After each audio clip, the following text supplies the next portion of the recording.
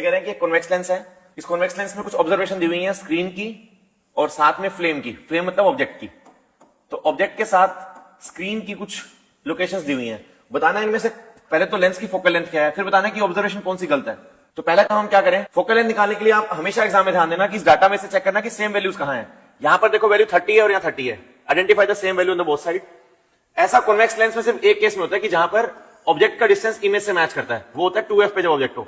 ये फोकस, ये 2f, f dash 2f dash. ऐसा केवल इस केस में होगा जब कैंडल पड़ी होती है 2f पे। और यहां पर जब कैंडल पड़ी होती है, जब इसकी रेज आती है यहां से, तो इसकी इमेज कहां बनती है 2f पे जाके।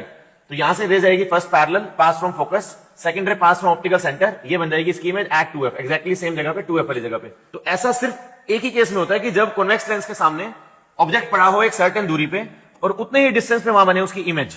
तो यहां पर वो दूरी देखिए 30 और ये 30।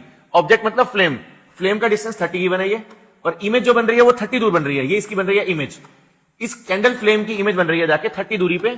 तो डिस्टेंस ये भी 30, ये भी 30। I think it is 2f। Optical centre से ये डिस्टेंस 2f है, तो आई can say 2f equal to 30। If 2f is equal to 30 then the focal length comes out to 15। तो वेरी इजी, हमें फाइंड करना है फोकल लेंथ। तो हमेशा याद रखना जब भी डाटा आए तो आइडेंटिफाई द सेम वैल्यूज। इनमें से कंफर्म एक ही वैल्यू ऐसी आएगी जो सेम होगी दोनों में, और जो वैल्यू सेम होगी उसको कैरी करना। वो डिस्टेंस ये वाला होगा 2f। 2f 30 लेके फोकल लेंथ निकालना। Answer is very simple, focal length of the lens is 15 centimetre. This is the answer. Secondly वो पूछेगा कि कौन सी ऑब्जर्वेशन गलत है, तो ऑब्जर्वेशन को आइडेंटिफाई करना गलत कैसे है। 15 से कम जो डिस्टेंस होगा वो कौन सा है, 15 से कम। अब इस डाटा के अंदर ये देखो आप, 15 से कम डिस्टेंस कौन सा है। 15 से कम डिस्टेंस सिर्फ ये वाला देखो 12।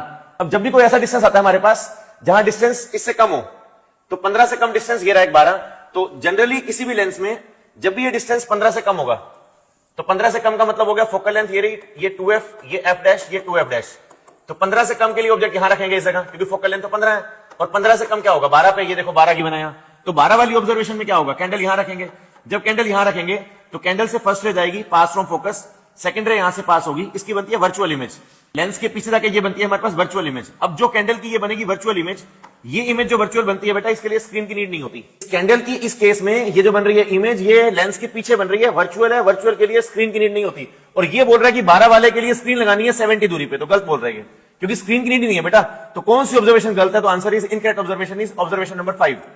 तो करना क्या, बहुत सिंपल, फोकल लेंथ निकालना।